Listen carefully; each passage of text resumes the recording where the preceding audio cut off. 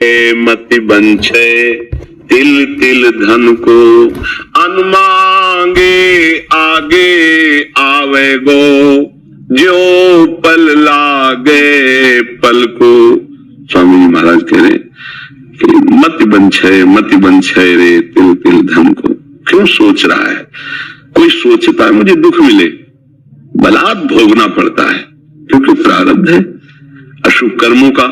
उस शुभ कर्मों का जब फल आएगा तो सुख सुविधा उन्नति इसका सब विधान बन जाएगा। आप तो ये बहुत बढ़िया होगा अगर ऐसा मान ले, जैसे दूसरी बात कही, यथा लाभ संतोष सदा काहुषो कछ न चाहूंगा, प्रभु से भी कुछ नहीं चाहूंगा। आप जैसे विधान से रखोगे मैं वैसे रखूंगा अपने जीवन को, अपने मन को, अपनी इंद्रियों को। बस आपका स्मरण न छूटे, आपका भजन न छूटे। तो आप समझो नाम जब चल रहा है, भगवत स्मरण चल रहा है, तो ये सांसारिक लौकिक भोगों की तो बात जाने दो, अनंत महिमाशाली भगवान को अधीन कर सकता है जो, फिर रिद्धियां सिद्धियां लोक लोकांतर के सुखों की तो बात जाने दो। सुमिर पवन सुत पावन नामू, अपने बस कर राखे रामू, वही नाम है, वही नाम है, कोई दूसरा नाम नहीं। जो बड़े बड़े सिद्ध महापुरुष नाम के आनंद में डूबे वही नाम है।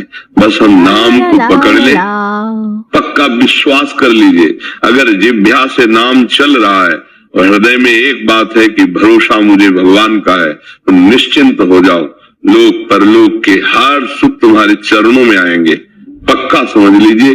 जैसे संत महात्माओं को लोग कहते हैं ना, कितना वैभव कितना ऐसा कैसे, तो ये छल कपट से नहीं होता है। जब उन्होंने चित्त को भगवान में जोड़ दिया तो दुनिया का वैभव उनके चरणों में लुटने लगा। अगर दुनिया का मालिक अधीन हो जाता है तो मायाकृत वस्तुओं की क्या बात है। तो अगर विवेक काम कर जाए तो दूसरी बात बहुत जोर की है, जैसे प्रभु रखे वैसे रह जाओ और नाम जब कर ले हो जाए, होगा क्या, सब बहुत अच्छे से प्रभु रखे। शरीर में कहीं पीड़ा हो तो सब ज्ञान विज्ञान भूल जाएगा। अभी सोचना आ जाए कि आपकी किडनी फेल हो रही है तो प्रश्न भूल जाएगा, उत्तर भूल जाएगा, नहीं भूल जाएगा। हाँ, तो ये भगवत आश्रय, ये हम कह रहे हैं कि जो दूसरी बात कही उस पे अगर स्थित हो जाओ तो बहुत जोर की बात। जहां इस शरीर के उदर पोषण के लिए जाते थे, मिला तो पाया, नहीं तो यहां भूखे भी रहे। वहां कई 100 साधक का रोज सुबह और शाम भोग बनता है। श्री जी भोग पाते हो, साधक साधक कह पाते हैं, कई 100 की संख्या में। और किसी से ऐसे नहीं प्रभु, यहाँ कोई आपको संकेत भी नहीं कर सकता। यहाँ का सख्त शासन है कि ऐसा नहीं कर सकता कि वही 4-5 साधु की सेवा होती है आपको, नहीं, कहीं आवाज नहीं, कहीं दान पेटी नहीं, कहीं किसी भी तरह का ड्रामेबाजी नहीं कि यहाँ पर्चा भरो, यहाँ ये करो, यहाँ कुछ नहीं है। और इतने अच्छे से श्री जी चला रहे हैं, किसी से कहना नहीं, कोई किसी से फीस नहीं, बिजली सब कार्य, कितने कार्य, सब हजारों लोग बैठ के सुनते हैं, तो साउंड सर्विस क्या क्या सबकी व्यवस्था समय पे है। बस उतना है कि खा लो पी लो आनंद से रह लो बस। हाँ, साईं उतना दीजिए जामे कुटुंब सब आए और मैं भी भूखा ला रहा हूं, साधु लोग, बस वैसे ही चला है। जहां जिस समय जो आवश्यकता होती है वो उतना ही प्रभु भेज देते, वैसी व्यवस्था प्रभु चल जाती है। तो हमें लगता है अगर प्रभु के भरोसे रहे, अपने उदाहरण से समझ में आता है, प्रभु के भरोसे रहे तो सबका निर्वाह वो करते हैं, सबका निर्वाह करते हैं। बिल्कुल वो ऐसे अनंत माताओं जैसा प्यार, बस हम समर्पित हो जाएं। देखो आज भी भगवान का प्यार आपके ऊपर है, पर अहम होने के कारण मैं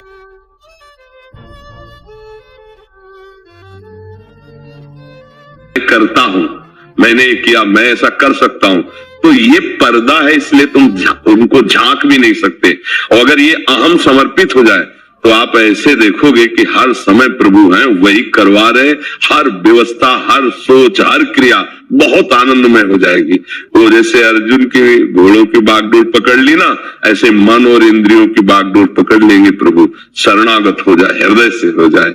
और देखो एक दिन यहां से चलना है, यहाँ का जितना वैभव है ये शरीर भी यही छूट जाना है। अगर भजन ना हुआ, भगवान का चिंतन ना हुआ तो साथ जाएगा क्या।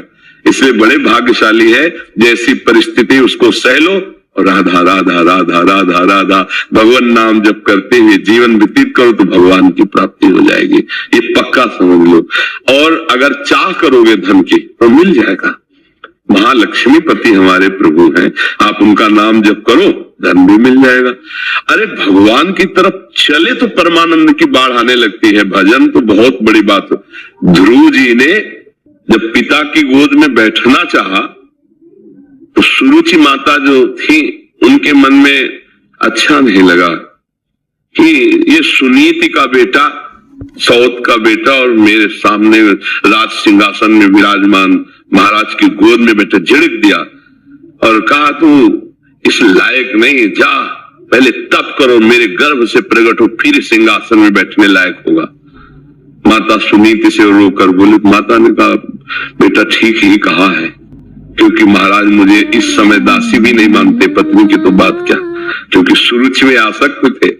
इसलिए बेटा तू नारायण का भजन कर, वही तुझे जो चाहोगे पूरा। निकल पड़े। 5 वर्ष के बाद आगे देवर्षि नारद जी, बेटा किस लिए तुम जा रहे हो? देखो समझना, अभी भजन नहीं हुआ, किस लिए जा रहे हो? ऐसा ऐसा ऐसा। अरे अभी चल के उत्तानपाद महाराज को आदेश करूंगा पूरे सिंहासन का उत्तराधिकारी, अभी इसी क्षण। ध्रुव जी को लगा अभी तो भजन भी शुरू नहीं किया और उत्तराधिकारी बुलाने की बात आ गई। जहां गोद में बैठने नहीं दिया गया, उस सिंहासन में बैठने की बात। तो उनका नहीं महाराज, मैं क्षत्रिय राजकुमार हूं, एक बार निश्चय जो कर लिया अब कर लिया, वो वापस नहीं लौटूंगा। उनका जंगल में बहुत भय है, सिंह, चीता, राक्षस जन, मच्छर, क्या क्या परेशान। तुम राज बोले महाराज ना प्रलोभन और ना भय, इनसे मैं डिगने वाला नहीं हूं। तो चेला पक्का तो दुर्मंत्र दे दिया है, और भगवान का साक्षात्कार 6 महीने में कर लिया। गुरु कृपा से 6 महीने में ध्रुव जी ने भगवत साक्ष और वो पद प्राप्त किया जो आज तक किसी ने नहीं प्राप्त किया, अटल पद भी प्राप्त। तो अगर चाह करे तो फिर अन्य प्रलोभन और अन्य भयों में ना फंसे, तो जो चाहेगा वो भगवान दे देंगे, पक्का समझ लो। हम लोग फिसड्डी हैं, फिसल जाते हैं। विश्वास नहीं है। हाँ, जैसे महान सुख प्राप्ति के लिए चले आप, तो अब अल्प सुख में आपको सौदा नहीं करना है। अगर सिंहासन में बैठने की बात में सौदा हो जाता तो अटल पदवी नहीं मिलती।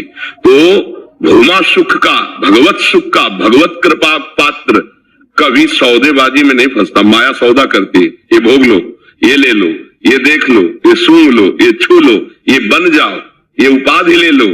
उपासक नहीं। न पारमेष्ठम न महेंद्रधिष्णम न सार्वभौमम न रसाधिपत्यम न योग सिद्धि अपुनर्भवम। नहीं चाहिए मुझे मेरे प्रभु का भजन चिंतन और उनके द्वारा दी हुई व्यवस्था चाहिए, माया के द्वारा नहीं।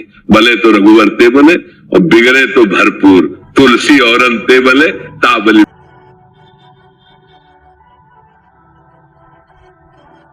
दो। ये निष्ठावान महान सुख का भोक्ता बनता है। ये अल्प सुखों में फंसे हुए अपने लोग हैं। इसलिए पहले देखो, जब कोई ऋषि मुनि तपस्या करते थे ना, तो बड़ी दिव्यताएं आती थी उनको गिराने के लिए, दिव्य अप्सरा, ऐसी रिद्धियां सिद्धियां। तो अब जैसे ये है कि अब नहीं आती है, तो उतना हम लोग चढ़ ही नहीं पाते हैं, पहले फिसल जाते।